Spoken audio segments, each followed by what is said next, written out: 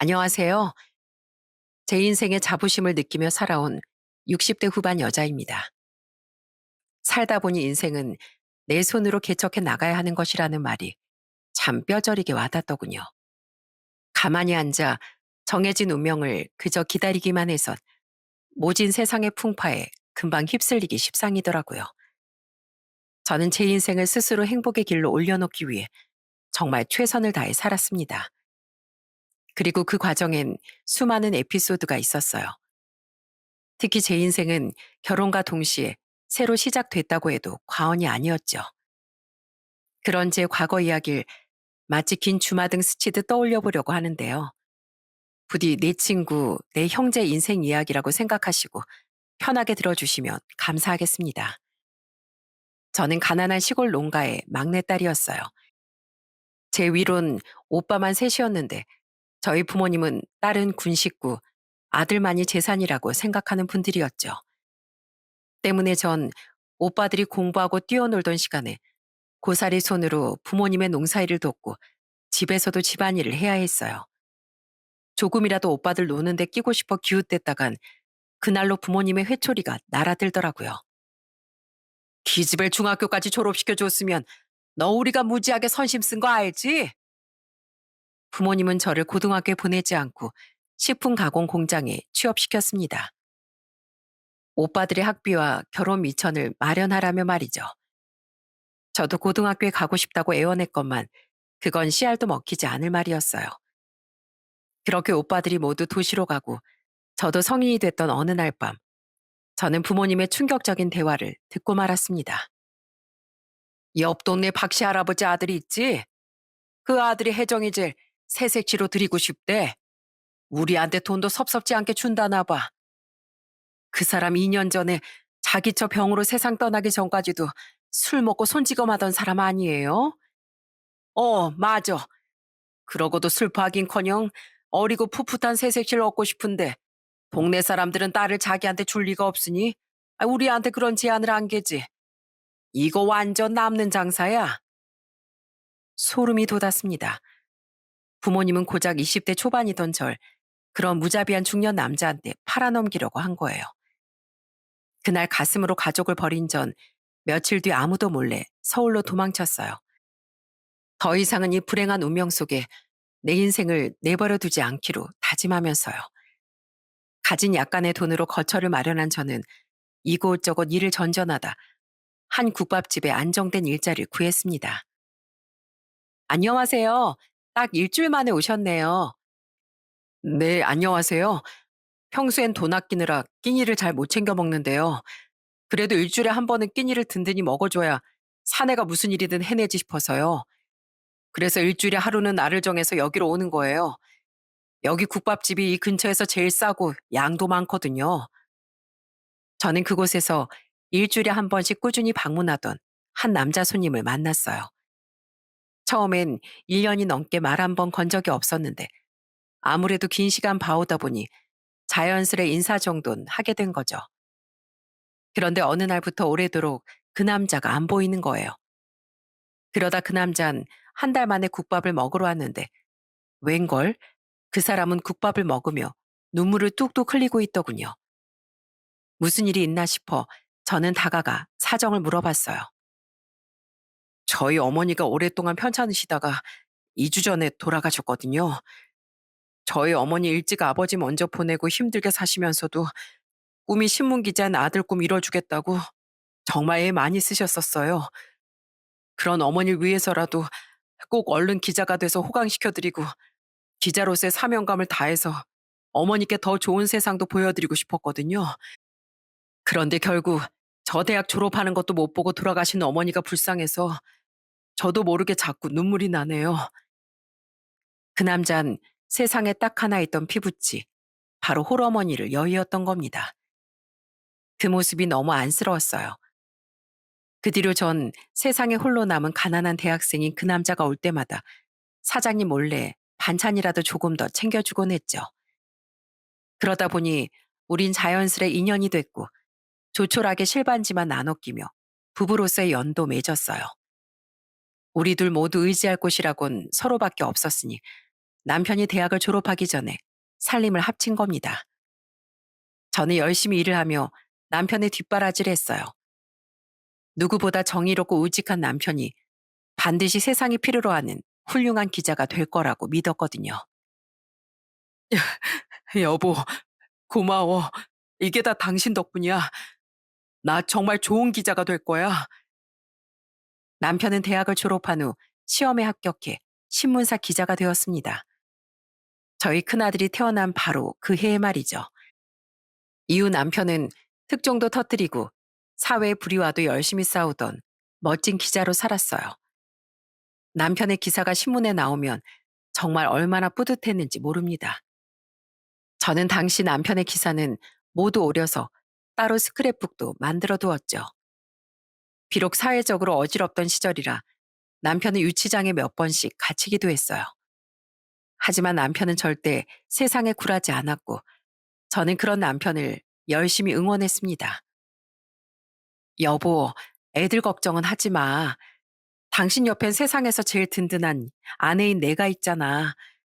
당신은 당신이 만들고 싶은 좋은 세상을 위해서 뒤도 돌아보지 말고 노력해 나가면 돼. 당신을 정의로운 기자로 살게 하는 거, 그게 바로 내가 돌아가신 내 시어머니께 며느리로서 해드릴 수 있는 효도 아니겠어? 저는 두 아들과 딸에게도 항상 남편을 존경하라고 가르쳤습니다. 저희 딸은 절대 여자로 태어난 서름을 겪게 하고 싶지 않았거든요. 덕분인지 우리 아이들은 착하고 우애 좋게 자라주더군요.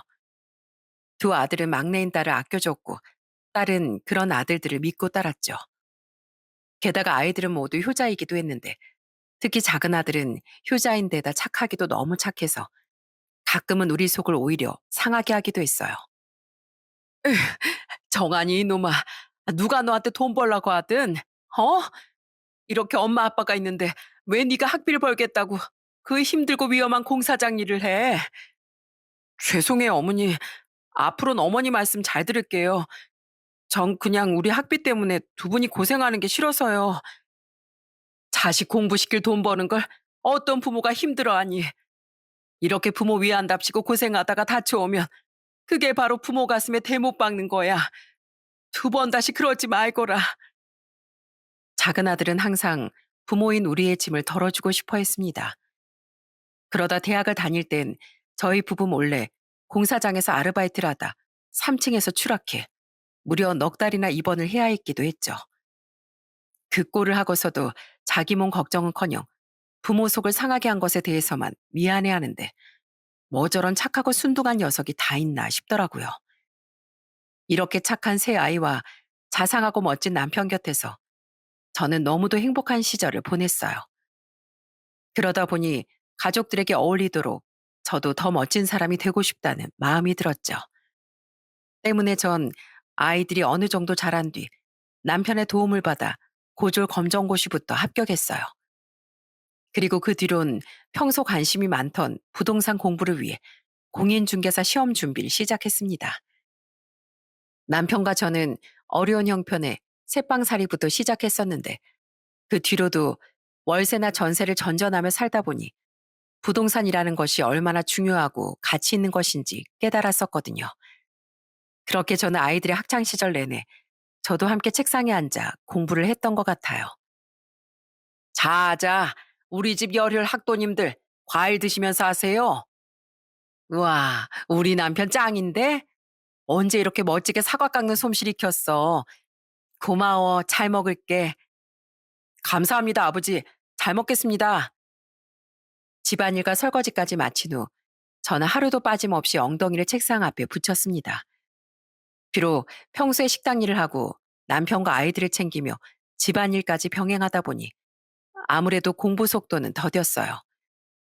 아무래도 체력이 딸리고 시간도 부족했으니까요. 하지만 뭔가 배우고 익힐 수 있는 것만으로도 기뻐서 저는 그 시간이 하나도 힘들지 않았습니다. 게다가 아이들도 남편도 그런 저를 응원해 주었으니 오히려 힘이 샘솟더라고요. 저는 노력 끝에 드디어 막내인 딸이 대학을 입학하던 해 저 또한 공인중개사 시험에 합격했습니다. 이렇게 저는 결혼과 동시에 행복도 찾고 제 자신도 성장시켜 나갈 수 있었죠. 이후 저는 제 부동산도 차렸고 그동안 남편과 모은 돈에 부동산 지식을 더해 꽤 괜찮은 아파트도 장만할 수 있었어요. 여보, 이제 우리 번듯한 아파트도 생겼는데 나 하고 싶은 공부 좀 더 해보면 안 될까? 공부? 해, 얼마든지.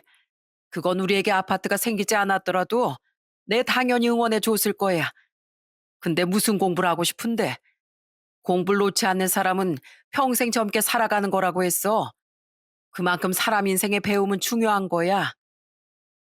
공부가 주는 즐거움과 지혜를 알게 된 전 여전히 공부를 더 하고 싶었습니다. 특히 학교 공부에 대한 갈망이 있었던 전 대학을 가고 싶었어요. 하지만 이 나이에 대학은 욕심이고 주책인 건가 싶어 주저하게 되더라고요. 그때 남편은 제게 사이버 대학을 추천해 줬습니다.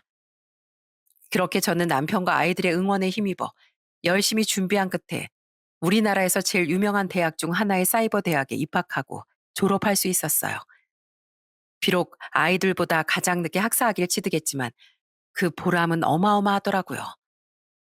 얘들아, 이 엄마도 우리 집에서 제일 늦깎이지만 학사학위 땄다. 당시 모두 취업해 어엿한 사회 구성원이 됐던 아이들은 저를 무척이나 자랑스러워 해줬습니다. 그리고 늘 든든한 제 편이 되어주었던 남편은 그날 저보다도 더 많은 눈물을 흘려줬어요. 고등학교도 진학하지 못해 눈물을 흘리던 제가 사이버라도 이렇게 대학을 졸업하는 날이 오다니 정말 인생은 오래 살고 볼 일이다 싶더라고요. 그 뒤로도 세월이라는 게 어찌나 빠른지 집안의 이벤트는 자꾸자꾸 생겼습니다. 남편이 은퇴한 다음에 큰아들은 36의 나이로 결혼을 했어요. 간호사였던 며느린 참 야무지고 착한 아이였죠. 며느린 시부모인 우리에겐 톡톡한 효부 역할을, 작은 아들과 딸에겐 손윗사람 역할을 잘 해내던 멋진 맏며느리였어요. 그랬으니 가족 모두 미래에 새로 들어올 새 가족들을 자연스럽게 기대하게 됐습니다. 이후 새 아이 중 두 번째로 결혼할 예비 배우자를 데려온 건 작은 아들이었어요. 작은 아들은 큰 아들이 결혼한 지 5년 뒤 예비 며느리를 우리에게 인사시켜줬죠. 안녕하세요, 어머님, 아버님.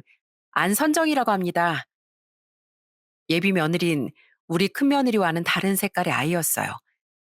큰며느리가 의젓한 큰딸 느낌이라면 예비 며느린 딱 저희 딸처럼 막내딸 같은 이미지였죠. 밝고 애교 많고 귀여운 것이 말입니다. 게다가 처음부터 아이들에게 형님, 아주버님, 아가씨 하며 살갑게 다가와줘 며느리도 아이들도 모두 예비 며느리를 좋아하더라고요. 그거 아세요? 저 친구 따라 나갔던 모임에서 우연히 정한이 오빠 보고 완전 첫눈에 반해서 무려 반년이나 쫓아다녔던 거요. 처음 시작만 그랬지. 지금은 제가 선정이 더 좋아요, 어머니, 아버지. 솔직히 지방에서 대학 나온 저보다 서울의 명문대 나온 선정이가 학벌도 훨씬 좋고 중견기업 다니는 저에 비해서 대기업 다니는 선정이가 직업도 벌이도 더 좋잖아요. 게다가 성격도 얼마나 착하고 사람들 배려도 잘하는데요. 이렇게 착하고 잘난 사람이 절 이렇게 좋아해 주는데 제가 어떻게 고마워하지 않을 수 있겠어요? 작은 아들과 예비 며느리 모두 서로를 보는 눈에서 꿀이 뚝뚝 떨어지더군요. 그 모습을 보고 우리도 저럴 때가 있었지 하며 큰아들 내외가 기분 좋게 웃더라고요. 그리고 그날 우린 마냥 밝게만 자랐을 줄 알았던 예비 며느리 아픈 가정사에 대해서도 조금 들을 수 있었죠. 형제는 오빠 하나가 있다고? 아, 원래 제일 위에 언니도 한 명 있었어요. 저보다 공부도 운동도 다 잘하고 대학도 무려 의대에 갔던 언니요. 근데 대학병원 레지던트로 일하던 언니가 그만 20대 후반의 교통사고로 너무 허무하게 우리 곁을 떠났어요. 그래서 지금 저한테 형제는 3년 전에 결혼한 저희 오빠 한 명뿐이게 된 거예요. 새 아이의 부모로서 참 마음 아픈 이야기였습니다. 이후 작은 아들은 자신의 예비 처가에도 인사를 다녀왔어요. 그때 인사는 잘 다녀왔냐고 물으니 아들은 모두 좋은 분이었다며 웃어 보였죠. 다들 저한테 잘해주셨어요. 다만 장모님 되실 분이 표정이 좀 어두우셨는데 선정이한테 물어보니까 몸이 좀 오늘 안 좋으셨다고 하더라고요. 제가 괜히 나를 잘못 잡은 것 같아서 그게 좀 죄송했어요. 그렇게 두 아이는 순조롭게 결혼 준비를 이어나갔습니다. 우린 예비 며느리가 인사를 다녀간 지 약 한 달 뒤 상견례를 하게 됐어요.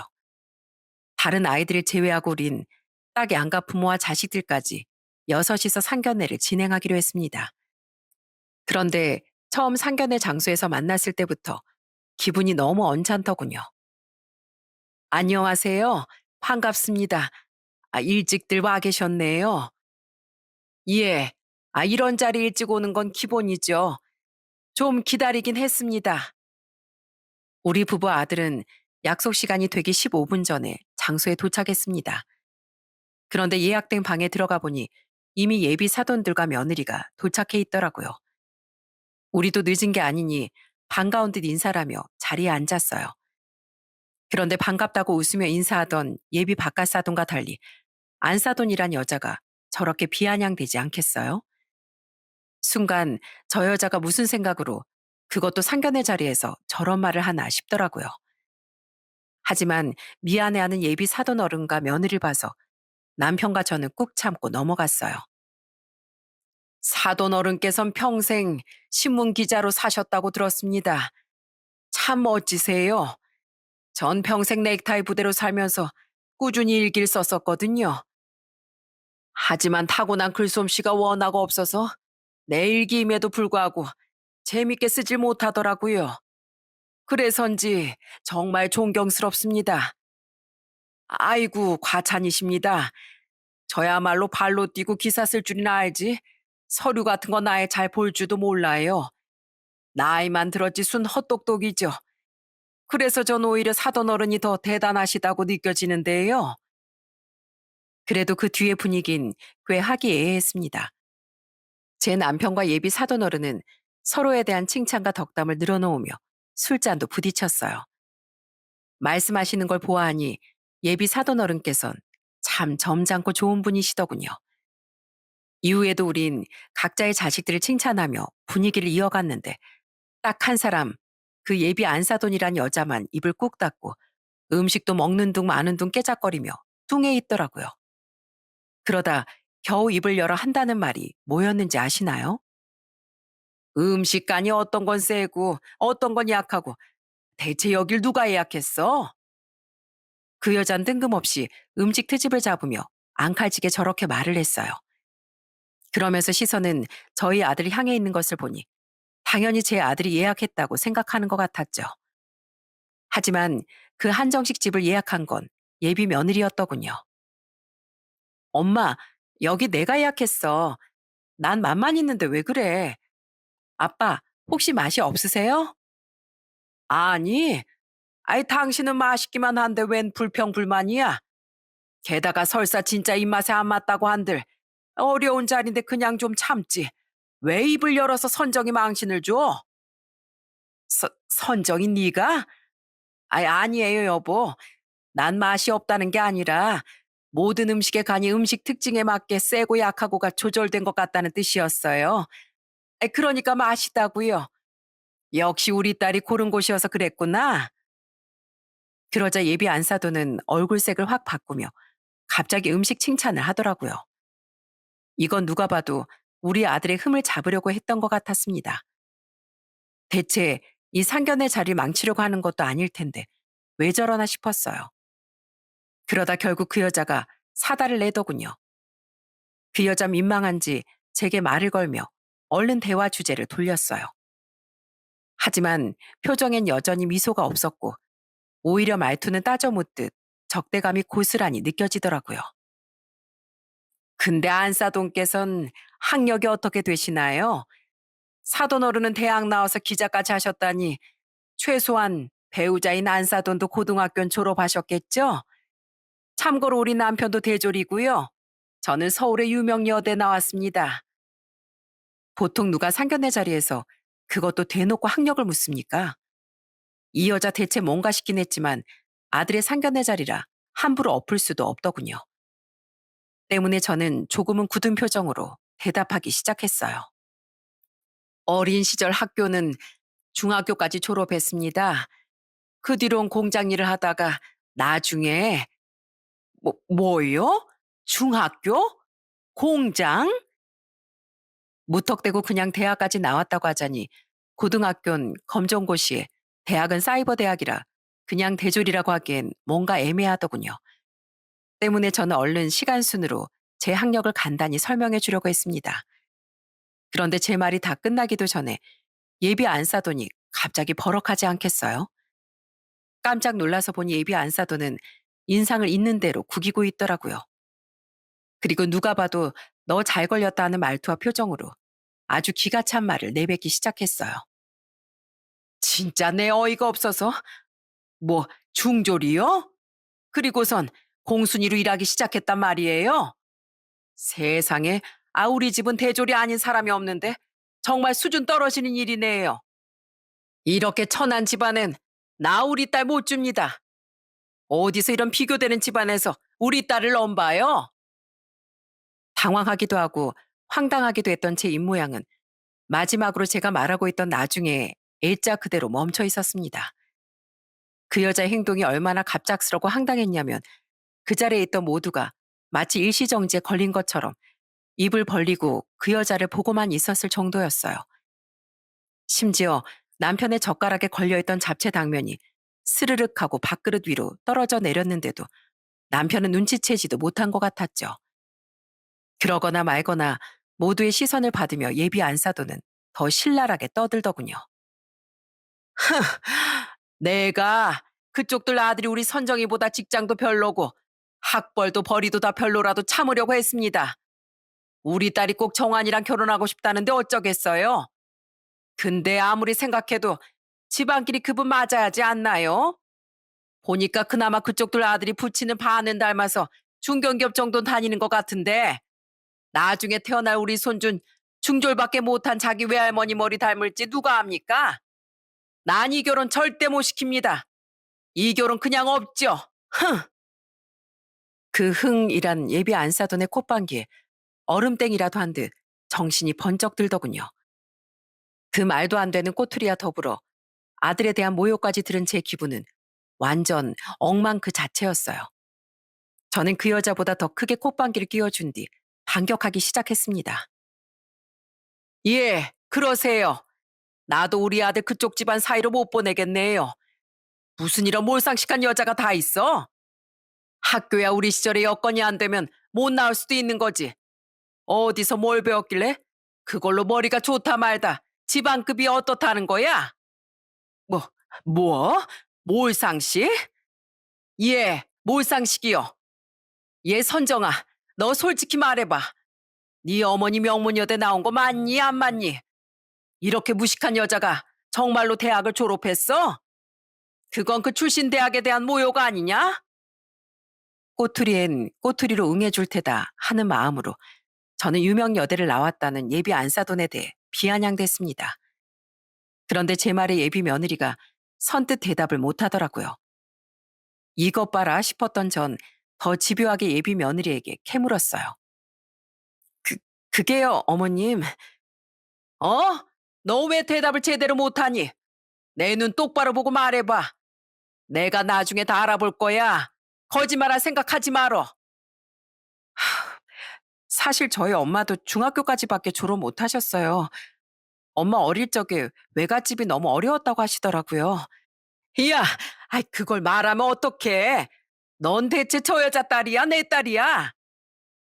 그 결과 황당하게도 유명 여대를 졸업했다던 예비 안사돈의 말은 거짓말인 것이 밝혀졌습니다. 아니, 누가 묻지도 않았는데 굳이 왜 저런 거짓말을 했답니까? 그제야 예비 안사돈이 저에게 학벌에 대해 물어보며 여대 이야기를 할 때 예비 사돈 어른과 며느리가 그 여자를 왜 슬쩍 쳐다봤는지에 대한 이유를 알겠더라고요. 그리고 그 여잔 기가 막혀 하는 제게 시뻘개진 얼굴로 대체 그날 내내 왜 태도가 그렇게 엉망이었던 건지 실토하더군요. 이 여자 이거 웃기는 여자네. 저기요, 그쪽도 중졸이었습니까?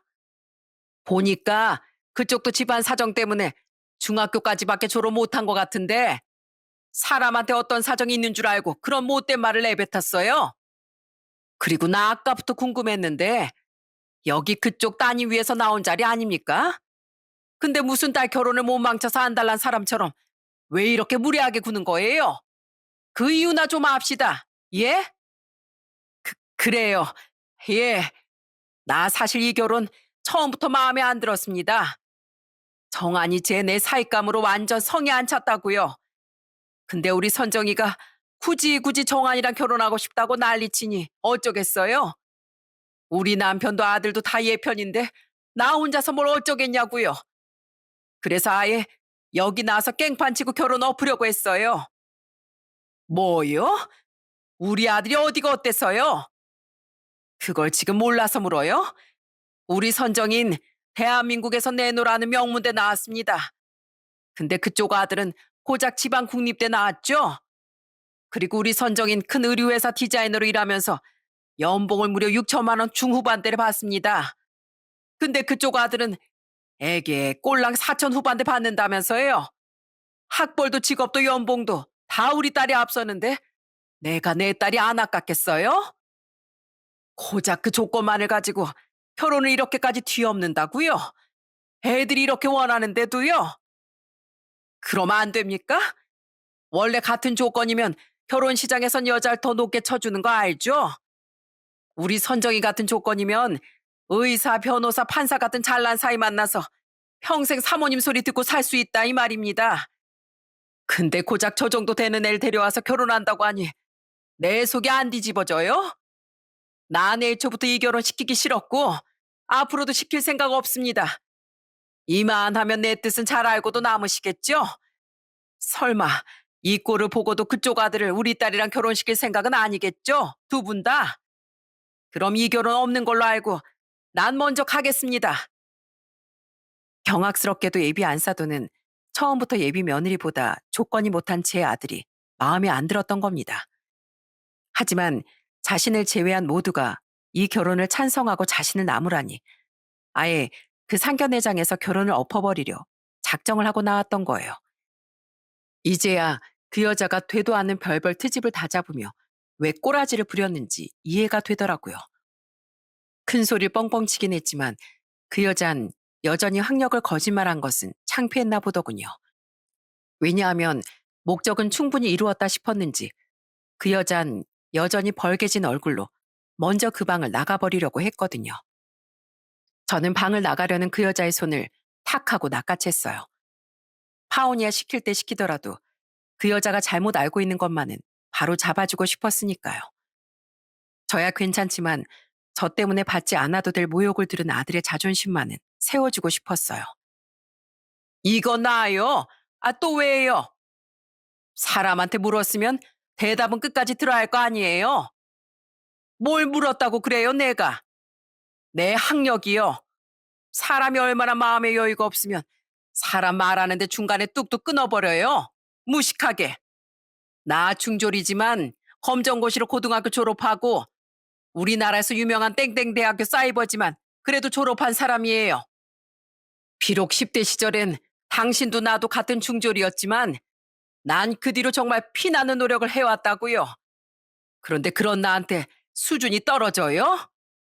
내가 세상에서 제일 자랑스러워하는 우리 가족이 천박해요? 대졸이요? 예, 대졸이요. 사실 학력이야 그리 중요하지 않죠. 하지만 그쪽이 굳이 중졸 어쩌고 하면서 무시했으니 내 잘못 알고 있는 거 똑바로 고쳐서 알려주는 겁니다. 그동안 내가 해온 노력, 시간들 모두 당신 같은 인간한테 잘못되게 알려줘서 무시당하기 싫으니까. 그리고 사람을 보는데 인성보다 학력 조건이 그렇게 중요합니까? 오히려 학력 콤플렉스 있는 사람들이 더 그런 걸 따진다더니만 당신이 딱 그 짝이네요. 당신 오늘 그 옹졸하고 편협한 마음 때문에 세상 어디에서도 보기 힘든 착한 우리 아들 사위 자리에서 놓친 줄이나 알아요. 제 말에 차마 할 말이 없는 듯 예비 안사도는 씩씩대며 노려보기만 하더군요. 하긴 애초부터 제가 중졸이라 그 결혼을 뒤엎은 것도 아니었으니 제가 대졸인 걸 알았다고 그 여자가 싹싹 빌리 만무했죠. 그때 예비 며느리가 자신의 엄마를 향해 울먹이며 소리쳤어요. 엄마, 나 엄마한테 진짜 실망이야. 나 진짜 엄마가 너무 창피해서 도저히 못 참겠어. 내가 난 꼭 정한이 오빠랑 결혼하고 싶다고. 그러니까 이번엔 나한테 져달라고 그렇게 부탁했는데 꼭 여기 와서까지 이랬어야 됐어? 정한이 오빠가 처음 인사 왔던 날엔 표정은 안 좋았어도 잘 참아주는 것 같더니 여기서 이러려고 그때 그렇게 참는 신용만 했었던 거야? 예비 며느리의 말을 들어보니 아들이 첫인사를 갔던 날 예비 안 사돈이 아팠었다는 말도 예비 며느리가 둘러댔던 핑계에 불과했더라고요. 그 말을 들은 아들의 표정은 한층 더 어두워졌죠. 예비 며느리는 계속 눈물을 흘리며 그동안 자신의 엄마에게 쌓였던 앙금을 표출하더군요. 나 예전에 학교 다닐 때도 그렇게 친구 가려서 사겨라. 공부 못하고 못 사는 애랑 놀지 말라면서 극성으로 굴더니 왜 나 결혼할 때까지 이래. 됐고, 나 오빠 아니면 평생 결혼 안 해. 우리 어머님이 얼마나 멋지고 좋으신 분인데 왜 이렇게 날 힘들게 하냐 말이야. 난 엄마가 반대해도 이 결혼 할 거야. 엄마가 혼주석에 안 앉더라도 무조건 할 거라고. 이제 나 엄마 의견 따위 신경 안 쓸 거야. 이해. 아무리 그래도 내가 네 엄마인데 어떻게 이 엄마 의견을 무시하고 결혼하겠다는 거야. 선정아, 나 네 엄마야. 널 누구보다 아끼고 사랑하면서 키운 엄마. 날 진짜로 아끼고 사랑한다면 절대로 엄마가 독단적으로 이럴 수는 없어. 예비 며느리의 말에 그 여잔 큰 충격을 받은 것 같았습니다. 하지만 예비 며느린 자신의 엄마에게 소리를 빽 지르며 흐느꼈어요. 망연자실한 표정으로 그 광경을 보던 예비 사돈어른은 그런 예비 며느리를 다독이며 우리에게 허리 숙여 정중히 사과했죠. 이렇게 못난 꼴을 보여 죄송합니다. 절대 이 결혼 더는 반대할 생각하지 말라고 그렇게 신신당부를 했는데 저희 집사람이 여기 와서 이런 폐악을 부릴 줄은 꿈에도 몰랐네요. 너무 당황해서 차마 진즉 이 사람을 못 뜯어 말린 점도 전부 사과드립니다. 예, 알겠습니다. 우선 이 자린 더 이상 상견례 자리로서의 역할을 하지 못할 것 같으니 저희는 이만 가보겠습니다. 그리고 선정이 어머님, 제가 그리 내놓으라 하는 지식인은 아니지만 그래도 이 사회를 많이 지켜본 한 사람으로서 충고 한 말씀 드리지요.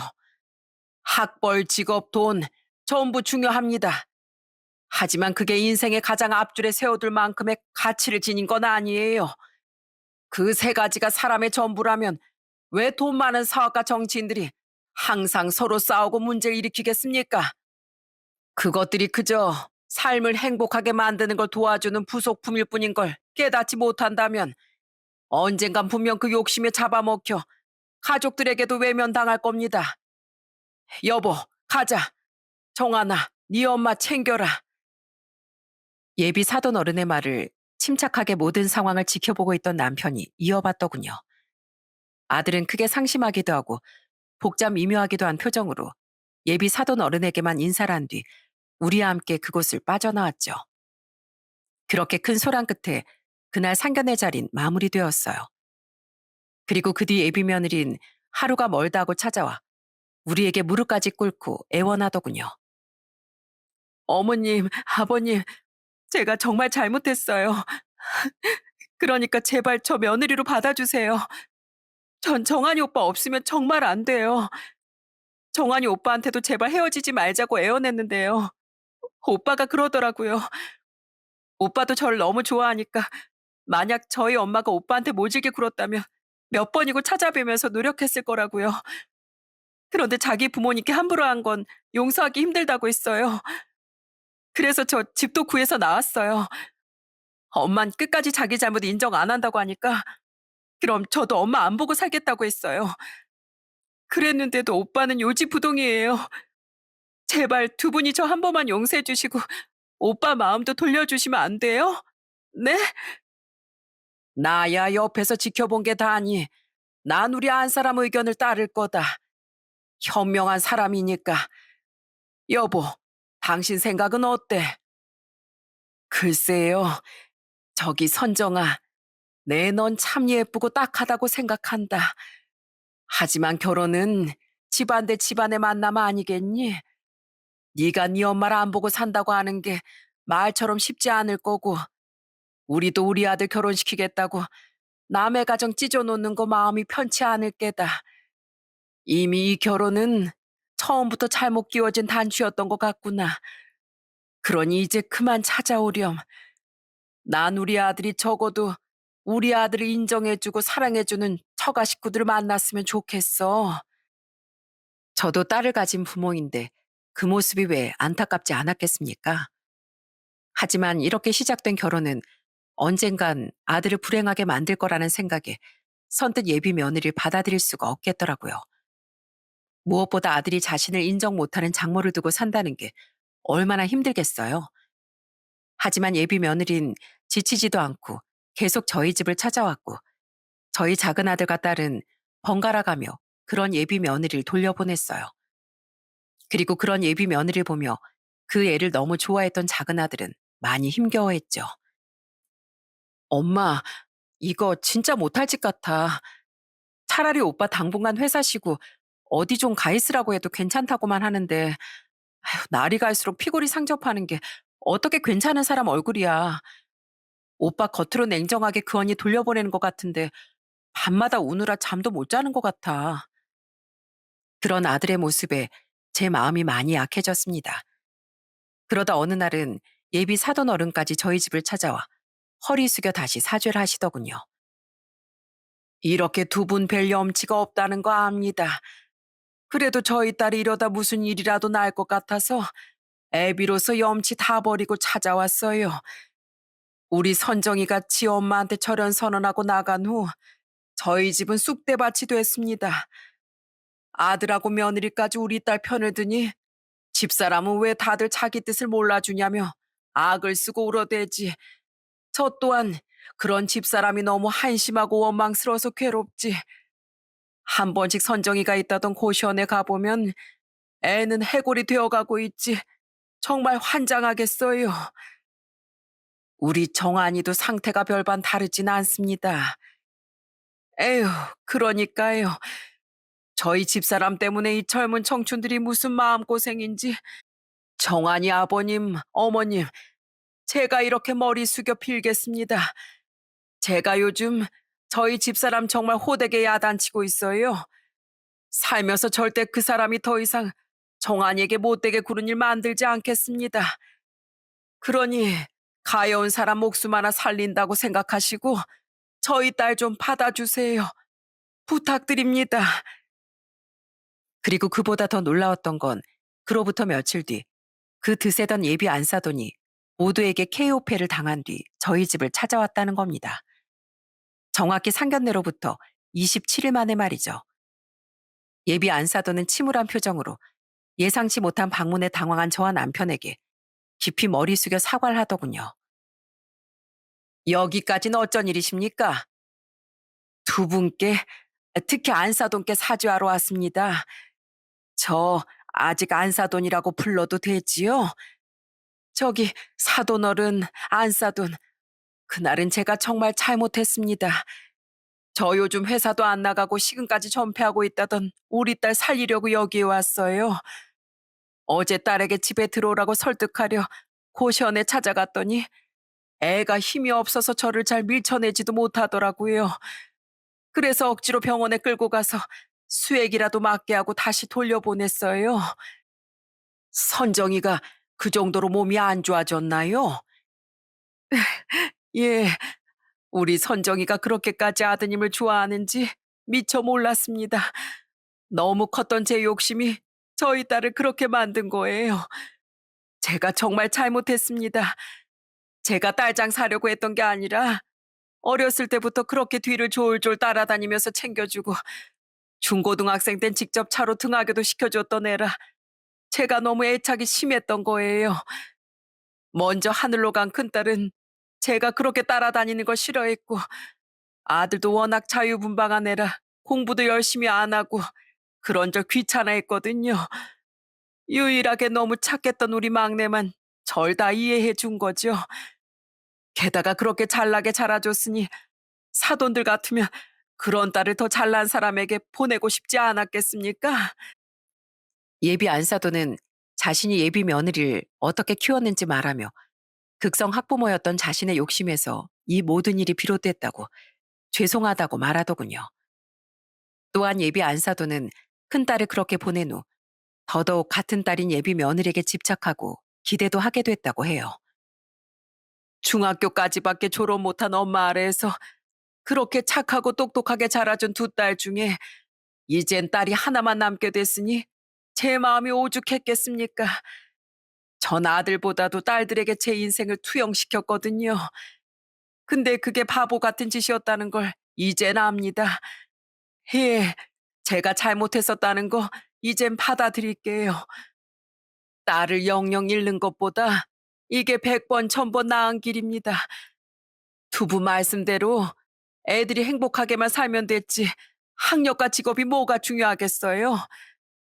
사실 정한이 성품이 누구보다 훌륭한 건 몇 번 안 봤어도 잘 알고 있습니다. 그러니 제발 두 분께서도 마음 열고 저희 딸 한 번만 받아주시면 안 될까요? 저 정말 뉘우치고 있습니다. 정말로 죄송했어요. 자신이 너무 어리석었다고 말하며 펑펑 우는 예비 안사돈을 보는데 역시 자식 이기는 부모 없다 싶더군요. 마음 여린 남편은 그런 예비 안사돈에게 휴지를 건네주었죠. 이미 예비 며느리와 아들 때문에 마음이 약해져 있던 전 한숨을 쉬며 예비 안사돈을 용서하기로 했습니다. 알았어요. 그러니까 그만 우세요. 근데 그때 왜 학력 같은 걸로 트집 잡고 거짓말은 쳤어요? 있어 보이고 싶었어요. 예? 그게 답니까? 예. 어차피 다시 볼 사이도 아니라고 생각했고 기왕 아무 트집이나 잡을 바에 그렇게 허풍이라도 쳐보고 싶었어요. 아이고, 나랑 나이도 한 살 차이 난다며? 같이 늙어가는 처지에 있어 보이는 게 뭐가 그렇게 중요합니까? 자식들 이렇게 잘 키워놨으면 이젠 자식들 잘 사는 거 보며 늙어가는 게 최고의 노후 아닙니까? 네, 맞아요. 안사돈 말이 다 맞습니다. 저기 안사돈, 그럼 저 용서해 주시는 건가요? 만약 그렇다면 제가 앞으로 우리 정한이, 아니, 우리 사위, 평생 내 친아들처럼 아끼고 잘해주겠습니다. 정말이에요. 좋습니다. 단, 한 번만 더 이런 일이 있으면 저도 가만히 안 있습니다. 아시겠어요? 자기 자식 귀한 줄 알면 남의 자식도 귀한 줄 알아야죠. 앞으로 애들 결혼하면 그쪽이 우리 아들한테 하는 거 보고 나도 선정이 똑같이 돼야겠습니다. 예, 예. 제가 정말 잘하겠습니다. 그러니까 제발 저희 딸한테 잘해주세요. 제 딸이어서가 아니라 우리 딸 정말 착한 아이입니다. 아시잖아요. 딸 이야기만 나오면 눈물을 흘리며 쩔쩔매는 모습이 영락없는 부모이긴 하더군요. 그 모습에 마음이 약해져 저는 결국 그만 좀 우시라며 예비 안사돈을 안아드렸어요. 그러자 옆에 있던 남편은 허허, 자식 결혼시키는 게 보통 일이 아니네요. 하며 사람 좋게 웃더라고요. 그날 저녁 예비 안사돈은 예비 며느리를 직접 데리고 다시 저희 집에 찾아왔습니다. 그 모습을 보고 집에 있던 저희 딸도 작은 아들도 모두 놀라더라고요. 예비 며느린 눈물을 주르륵 흘리며 제게 안기더군요. 어머님, 저희 엄마 용서해 주기로 하셨다면서요. 그리고 저 며느리로 받아준다고 하셨다면서요. 정말 감사해요. 저 정말 좋은 며느리가 될게요. 그리고 오빠, 제게 낮에 일을 들었던 작은 아들은 머뭇거리며 그런 예비 며느리에게 다가섰습니다. 아직 두 아인 다시 만나자 같은 이야긴 주고받지 않은 것 같았어요. 하지만 이내 그동안 마음고생이 심했던 두 아인 서로의 손을 잡고 고개를 숙인 채 오열을 하더라고요. 그 순간만으로도 두 아이는 여전히 헤어지기 싫었던 서로의 마음을 확인했던 거예요. 어찌나 서럽게들 우는지 그 모습을 지켜보던 우리조차 결국 눈물이 흐르고 말았죠. 그리고 예비 안사도는 저희 작은 아들의 손을 잡으며 마지막으로 용서를 구했어요. 내가 미안했다, 정하나. 난 그냥 네가 싫어서가 아니라 더 말씀 안 하셔도 돼요. 잘못을 인정하고 저희 어머니께 사과해 주신 거 그걸로 저는 됐어요. 많은 용기가 필요하셨을 텐데 저랑 선정을 위해서 이렇게 용기 내 주셔서 감사해요. 아들은 그런 예비 안사돈을 넓은 마음으로 이해해 주더군요. 제 아들이지만 참 멋진 아이라고 생각했죠. 그렇게 이후 아이들은 무사히 결혼을 했답니다. 그 뒤로 다른 사연들처럼 우린 사돈끼리 왕래하거나 하진 않으며 살았어요. 하지만 사돈들이 우리 작은 아들에게 잘해주고 있는 것 같아 저희 부부 또한 며느리를 아주 예뻐하고 있죠. 또한 작은 며느리에게 듣기로 그 사건 이후 안사돈은 검정고시 공부를 시작했다고 해요. 저를 보고 저렇게 멋지게 사는 사람도 있는데 난 세상 탓만 하며 자식들을 통해서만 한을 풀려고 했지 스스로 노력할 생각은 안 했던 것 같다는 말과 함께 말입니다. 그 결과 안사돈은 상견례 사건으로부터 3년이 지난 올해 드디어 고졸 검정고시 시험에 합격했다고 해요. 며느리에게 그 이야기를 들은 전 진심으로 축하하며 오랜만에 안사돈에게 전화를 걸었어요. 그때 안사돈은 고맙게도 제게 감사 인사를 해주더라고요. 이게 다 3년 전 안사돈께 좋은 자극을 받은 덕분입니다. 곧 70을 앞둔 나도 이렇게 해내고 여전히 뭔가를 공부할 수 있다는 걸 알려주셔서 감사해요. 저 앞으로도 자식들에게 뭔가를 바라기보단 내 스스로를 저 세상 갈 때까지 발전시키면서 살아보려고요. 이 공부라는 게 참 사람이 살아있는 맛을 느끼게 하네요. 저에게 새로운 세상을 알려주셔서 참 고맙습니다. 이렇게 비록 첫 만남은 최악이었지만 저희 집안과 작은 며느리 집안은 서로의 행복을 빌어주는 훈훈한 사이로 지내고 있습니다. 물론 모든 가정이 순탄했으면 편했겠지만 가끔 이런 해프닝을 겪는 것도 나쁘지 않다고 생각해요. 과거 어려웠던 시절을 겪었기에 저는 나중에 찾아온 행복을 더 크게 느낄 수 있었으니까요. 또한 그 시기가 있었기에 남편을 만나 아이들도 낳고 저도 더 크게 성장할 수 있었죠. 안사돈과의 만남도 그렇게 남달랐기에 지금은 더 서로를 존중하고 떠올리면 웃을 수 있는 추억이 되었다고 생각합니다. 하지만 곧 상견례를 앞둔 막내딸의 결혼만은 좀 순탄하게 흘러가 줬으면 싶긴 합니다. 큰 우여곡절을 겪기엔 저도 이제 슬슬 체력이 붙여서요. 제가 어렸던 시절엔 저뿐 아니라 이렇게 힘든 시간을 보낸 분이 많으셨을 겁니다. 많은 딸들이 또는 아들들이 가족을 위해 많은 희생을 한 시기였으니까요. 하지만 그런 분 중 대부분은 모두 저처럼 그 역경을 다 이겨내고 지금은 나름의 행복을 찾아 살고 계실 거라고 믿어요. 우린 고난을 겪은 만큼 분명 마음엔 더 단단한 뿌리가 내려져 있었을 테니 말입니다. 과거에 어떤 일이 있었는지보단 그렇기에 지금은 어떤 삶을 살고 있는지가 중요하다는 걸 제 사연을 들어주신 여러분 모두 꼭 잊지 않으셨으면 좋겠어요. 그럼 전 이만 여기서 인사드리겠습니다. 모두 앞으로 살아갈 날 중 가장 젊은 날인 오늘을 의미 있고 힘차게 살아가시길 바랍니다. 들어주셔서 감사합니다.